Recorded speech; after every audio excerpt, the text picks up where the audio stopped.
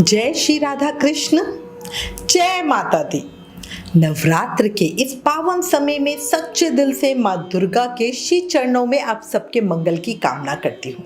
माँ की कृपा से जीवन में सुख, शांति, संपन्नता, समृद्धि हो, परेशानियों और दुखों का अंत हो। अब आज इस वीडियो में हम कन्या पूजा के विषय में बात कर रहे हैं। कब पूजन करें, कैसे करें, कन्या पूजन का अर्थ क्या होता है। अगर अभी तक अष्टमी पर कन्या पूजन कर रहे हैं तो क्या अब से नवमी पूजन कर सकते हैं। इन सब विषयों पे डिटेल में चर्चा करेंगे। चर्चा शुरू करने से पहले एक रिक्वेस्ट, अगर चैनल पर नए हो तो चैनल अभी सब्सक्राइब करना। आने वाले व्रत त्योहारों का रिमाइंडर अपने फोन पे पाने के लिए जय माता दी लिखकर 9821025751 पर व्हाट्सएप मैसेज करना। अब चर्चा शुरू करते हैं। देखो, नवरात्रि में 9 दिनों तक माँ दुर्गा के 9 रूपों की पूजा की जाती है। माँ को प्रसन्न करने के लिए लोग व्रत रखते हैं, पूजा पाठ करते हैं, अखंड जोत जगाते हैं, घट स्थापना करके खेतरी बीजते हैं, करसी से पूजा करके माँ को खुश भी करते हैं।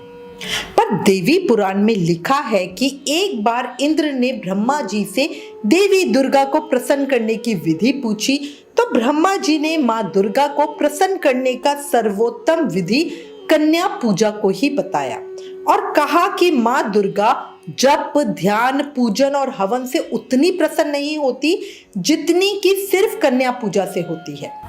घर में कन्या पूजन से सभी तरह के वास्तु दोष, विघ्न, भय और शत्रुओं का नाश होता है। नवरात्रि में कन्या पूजन का विशेष महत्व और लाभ है। नवरात्रि के अलावा कुछ साधक जो माँ दुर्गा के उपासक हैं, वो हर महीने की शुक्ल पक्ष की अष्टमी को माँ का व्रत करते हैं, वो कन्या पूजन भी करते हैं। इसी तरह जब भक्त वैष्णो देवी माँ के दर्शन करके घर वापस आते हैं तब भी घर में कन्या पूजन करते हैं। कई भक्त माँ के अन्य सिद्धपीठ जैसे नैना देवी, ज्वाला देवी आदि स्थलों के दर्शनों के बाद भी घर में कन्या पूजन करते हैं। कन्या पूजन साधक को विशेष फल देने वाला है, इसलिए हर किसी को कन्या पूजन जरूर ही करना चाहिए। 9 कन्याओं को 9 देवियों के रूप में पूजने के बाद ही भक्त का नवरात्र व्रत पूरा माना जाता है। अच्छा, इसके अलावा अपनी सामर्थ्य के अनुसार उन्हें भोग लगाकर दक्षिणा देना बहुत जरूरी है। इससे माँ दुर्गा प्रसन्न हो जाती है। कन्या पूजन किस दिन करें, इसके लिए अपने परिवार की रीति का अनुसरण करना चाहिए। नवरात्र में कन्या पूजन मुख्यतः अष्टमी और नवमी दोनों तिथियों पे किया जाता है। कई साधक इसे सप्तमी तिथि को भी करते हैं, जो सही नहीं है। तो मतलब मेन रूप से हमें अष्टमी या नवमी में से एक दिन करना चाहिए। देवी भागवत पुराण के अनुसार अष्टमी को नव दुर्गा के स्वरूप माँ गौरी की पूजा का विधान है और देवी सिद्धात्री देवी का 9वां रूप है, जिनकी पूजा नवमी तिथि को होती है। अष्टमी या महाअष्टमी माँ गौरी का दिन होता है, जो बहुत सरल, सुलभ और मोहक है। आपको बता दें कि नवरात्रि के 8वें दिन महागौरी की उपासना का विधान है। इनकी शक्ति अमोघ और सिद्ध फलदायिनी है। इनकी उपासना से भक्तों के सभी पाप धुल जाते हैं। पूर्व संचित पाप जो होते हैं पिछले जन्मों के, वो भी पूरी तरह नष्ट हो जाते हैं। भविष्य में पाप, संताप, दैन्य, दुख कभी भी साधक के पास नहीं आते, ऐसा माना जाता है। अब आपको बताते हैं माँ पार्वती का नाम माँ गौरी कैसे पड़ा। तो देखो, माँ ने पार्वती रूप में भगवान शिव को पति रूप में प्राप्त करने के लिए बड़ी कठोर तपस्या की थी। इस कठोर तपस्या के कारण उनका शरीर एकदम काला पड़ गया। इनकी तपस्या से प्रसन्न होकर जब भगवान शिव ने इनके शरीर को गंगा जी के पवित्र जल से मलकर धोया, तब ये विद्युत प्रभा के समान बिल्कुल बिजली जैसी कांति के साथ इनका बिल्कुल रूप रंग बहुत गौर हो गया था। तभी से इनका नाम महागौरी पड़ा। अब ये हो गई बात अष्टमी पे महागौरी पूजन की, ठीक है। अब नवमी को माँ के सिद्ध रूप की पूजा होती है। माँ दुर्गा के इस रूप को शतावरी और नारायणी भी कहते हैं। सिद्धिदात्री ये सभी तरह की सिद्धियों को देने वाली है। नवरात्र पूजन के 9वें दिन इनकी उपासना की जाती है। नव दुर्गा में माँ सिद्धिदात्री अंतिम है। सिद्धिदात्री का जो मनुष्य नियम पूर्वक सेवन करते हैं उनके सभी कष्ट स्वयं दूर हो जाते हैं। इससे पीड़ित व्यक्तियों को सिद्धिदात्री देवी की आराधना करनी चाहिए। अपनी सारी गलतियों के लिए माँ से सच्चे दिल से क्षमा मांगनी चाहिए। माँ उन्हें जरूर ही माफ कर देती है। जिन परिवारों में माँ के सौम्य स्वरूप माँ गौरी की आराधना होती है वहां कन्या पूजा अष्टमी को की जाती है, और जहां माँ सिद्धिदात्री की पूजा सिद्धि प्राप्ति के लिए होती है वहां कन्या पूजा नवमी को की जाती है। शास्त्रों के अनुसार कन्या पूजन के लिए दुर्गा अष्टमी के दिन को सबसे ज्यादा महत्वपूर्ण और शुभ माना गया है। जिन्होंने पूरे नवरात्र व्रत किए हैं उन्हें अष्टमी या नवमी तिथि को ही कन्या पूजन करने के बाद प्रसाद ग्रहण करना चाहिए। परिवार की रीति के अनुसार किसी भी दिन कन्या पूजन किया जा सकता है, पर ऐसा मत करना कि कभी किसी नवरात्रों पे अष्टमी पूजा कर ली तो किसी नवरात्रों पे नवमी पूजा कर ली। ये बिल्कुल गलत हो जाएगा। परिवार की रीति को मानते हुए अष्टमी या नवमी एक ही तिथि को पूजा करनी चाहिए, इस चीज को याद रखना। अब हम चर्चा करते हैं किस उम्र की कन्या का पूजन करना चाहिए और क्यों।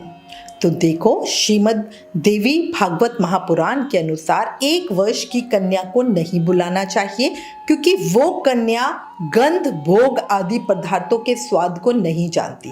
देखो, कन्या के माध्यम से ही हम देवी दुर्गा को भोग अर्पित कर रहे हैं, तो जो कन्या खुद उस स्वाद को नहीं ले पा रही है, बच्चे को आप कुछ भी खिला दो, बिना नमक का खिलाओ तो भी वो खा लेगी, है ना। तो इसीलिए कन्या की आयु 2 साल से ऊपर और 10 साल से नीचे होनी चाहिए, और जितनी कन्या आपको बुलानी है उनकी संख्या कम से कम 9 तो होनी ही चाहिए।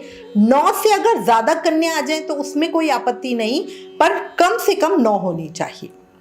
कन्या पूजन के साथ बटुक पूजन का भी बहुत महत्व है। 9 कन्याओं के साथ 2 लड़कों का पूजन भी जरूर करना चाहिए, एक गणेश जी के निमित्त और दूसरा बटुक भैरव बाबा के निमित्त। कहीं कहीं पर 3 बटुकों का पूजन होता है, तीसरा स्वरूप हनुमान जी को माना जाता है। 1, 2 या 3 कितने भी बटुक पूजे जा सकते हैं, पर कन्या पूजा बिना बटुक या लांगुर पूजा के अधूरी मानी जाती है। कहीं कहीं पे बटुक पूजा को लांगुर पूजा भी कहते हैं। एक और बात ध्यान रखना, कन्या पूजन कभी भी राहु काल में ना करें। इसलिए जिस भी दिन आपको कन्या पूजन करनी है उस दिन राहु काल कितने बजे से है वो समय पहले ही पता कर ले। व्हाट्सएप पे हम मैसेज भेजेंगे, उसको आप देख सकते हैं। अब आपको आयु के हिसाब से बताती हूँ किस उम्र की कन्या का पूजन किस तरह फलदायी होता है। तो देखो, कुमारी कन्या वो कहलाती है जो 2 वर्ष की हो चुकी होती है। इनकी पूजा से दुख और दरिद्रता का नाश होता है, शत्रुओं का भय खत्म होता है, धन आयु की वृद्धि होती है। 3 साल की कन्या त्रिमूर्ति होती है। इनका पूजन करने से धर्म अर्थ काम की पूर्ति होती है, पुत्र पौत्र आदि की वृद्धि होती है। 4 साल की कन्या कल्याणी होती है। इनका रोज पूजन करने से विद्या विजय सुख समृद्धि प्राप्त होती है। 5 साल की कन्या रोहिणी कहलाती है। इनके पूजन से रोग नाश हो जाते हैं। 6 साल की कन्या कालिका होती है। इनके पूजन से शत्रुओं का नाश होता है। 7 साल की कन्या चंडिका कहलाती है। इनके पूजन से धन और ऐश्वर्य की प्राप्ति होती है। 8 साल की कन्या शंभवी कहलाती है। इनके पूजन से सम्मोहन दुख दरिद्रता का नाश होता है और किसी भी तरह के युद्ध में विजय मिलती ही मिलती है। 9 साल की कन्या दुर्गा कहलाती है। इनके पूजन से क्रूर शत्रुओं का नाश होता है, उग्र कर्म की साधना और परलोक में सुख पाने के लिए की जाती है। 10 साल की कन्या सुभद्रा कहलाती है। इनके पूजन से मनुष्य के सभी मनोरथ सिद्ध होते हैं। 10 साल से बड़ी कन्या का पूजन नहीं किया जाता। अगर कोई कन्या छोटी उम्र में मासिक धर्म की अवस्था प्राप्त कर लेती है, क्योंकि आजकल है ना कलयुग है और हार्मोन्स इतने ज्यादा डिस्टर्ब हो रहे हैं कि 7-8 साल की लड़की भी पीरियड से हो रही है, तो इस चीज का ध्यान रखना कि जो लड़की पीरियड से हो जाती है उसका पूजन भी नहीं किया जाता। अच्छा, कई परिवार अपने घर की कन्या का पूजन करते हैं, ठीक है, मतलब जो हमारे घर की बेटी होती है, तो उनका पूजन कई लोग बड़ी उम्र तक भी करते हैं, जो सही नहीं है। आप 9 कन्याओं को पूजो, उसके अलावा अलग से घर की बिटिया को प्रसाद और उपहार, जो भी पैसे वगैरह आपको देने हैं वो अलग से दे दो। बट जो 9 मेन कन्याओं का पूजन हमें करना है वो छोटी उम्र की का ही करो। अब प्रश्न आता है 9 कन्याओं का ही पूजन क्यों करें? तो देखो, शास्त्रों के अनुसार 1 कन्या की पूजा से ऐश्वर्य, 2 कन्या की पूजा से भोग और मोक्ष, 3 कन्याओं की पूजा से अर्चना से धर्म, अर्थ, काम, और 4 की पूजा से राजपद, 5 की पूजा से विद्या, 6 की पूजा से 6 तरह की सिद्धियां, 7 की पूजा से राज्य, 8 की पूजा से संपदा और 9 की पूजा से पृथ्वी के प्रभुत्व की प्राप्ति होती है। इसलिए 9 कन्याओं के पूजन का विशेष महत्व होता है। हर किसी को कम से कम 9 कन्याओं का पूजन तो करना ही चाहिए। अब मैं थोड़ा डिटेल में आपको बता रही हूं कि कन्या पूजा किस तरह की जाती है। तो देखो, कन्या भोज और पूजन के लिए कन्याओं को 1 दिन पहले ही आमंत्रित कर दिया जाता है। मुख्य कन्या पूजन के दिन इधर उधर से कन्या को एकत्र करना सही नहीं है। मां को आमंत्रित करके ही बुलाया जाता है। कई जगहों पे कन्याओं का मिलना बड़ा ही मुश्किल होता है। ऐसे में कम से कम 2 कन्याओं को पहले से ही आमंत्रित करके रखें, अपने घर पर बिठाकर उन्हें खाना खिलाएं। बाकी आप कन्या फिर इधर उधर से जहां से भी आपको मिल जाए या उनके घर जाके आपको प्रसाद दे के आना है वैसा कर सकते हो। बट 2 कन्या कम से कम उन्हें आमंत्रण दे के बुलाएं और अपने घर में बैठ के उन्हें खिलाएं। कन्या पूजन वाले दिन सुबह जल्दी स्नान करके पूरी शुद्धता के साथ प्रसाद बनाएं। प्रसाद भी परिवार की परंपरा के अनुसार अलग अलग बनता है, ठीक है। तो देखो, कहीं पे हलवा पूरी का भोग लगता है, कहीं खीर पूरी का, काले चनों का, कहीं मीठे नमकीन पुए बनते हैं। इसलिए जो भी आपके परिवार की रीत है उसके अनुसार ही भोग प्रसाद तैयार करें। प्रसाद तैयार करके सबसे पहले माता को भोग लगाएं। करसी या अग्यारी में भोग चढ़ाया जाता है। फिर जब कन्या घर में प्रवेश कर रही होती है तब परिवार के सभी सदस्य मिलकर उसका स्वागत करते हैं, उन पर फूल डालते हैं, माँ के सभी नामों के जयकारे लगाते हैं। फिर उन कन्याओं को कहीं साफ सुथरी आरामदायक जगह पे बिठाएं। फिर दूध से या शुद्ध जल से उनके पैर धोएं, पैर छूकर उनका आशीर्वाद लें। उसके बाद माथे पर रोली चावल और फूल से बिंदी लगाएं, हाथ में मौली बांधें। इसके बाद नई थाली, इसीलिए आपने देखा होगा ना कि कंजक में थाली या टिफिन दिया जाता है बच्चों को। तो ये हमारे शास्त्रों में लिखा हुआ है कि नई थाली में कन्याओं को पूड़ी, हलवा, चना इत्यादि जो भी भोजन है वो श्रद्धा के साथ परोसे। फिर माँ भगवती का ध्यान करके इन देवी रूपी कन्याओं को उनकी इच्छा के अनुसार भोजन करवाएं। भोजन के बाद कन्याओं को अपनी सामर्थ्य के अनुसार कोई भी गिफ्ट दे सकते हो, दक्षिणा दो, उपहार दो, है ना। कोई पेन पेंसिल दे देते हैं, क्या कुछ और दे देते हैं, तो पूरी तरह आपके ऊपर है। और फिर से उनके पैर छूकर आशीर्वाद जरूर लो। अच्छा, एक और चीज आपको बताऊंगी, श्रीमद् देवी भागवत महापुराण में ही लगा है कि अगर जाते हुए कोई कन्या अपनी इच्छा से आपके सर पर हाथ रख दे या सर पर चावल डाल दे तो समझ लो आपकी मनोकामना पूरी होगी ही होगी।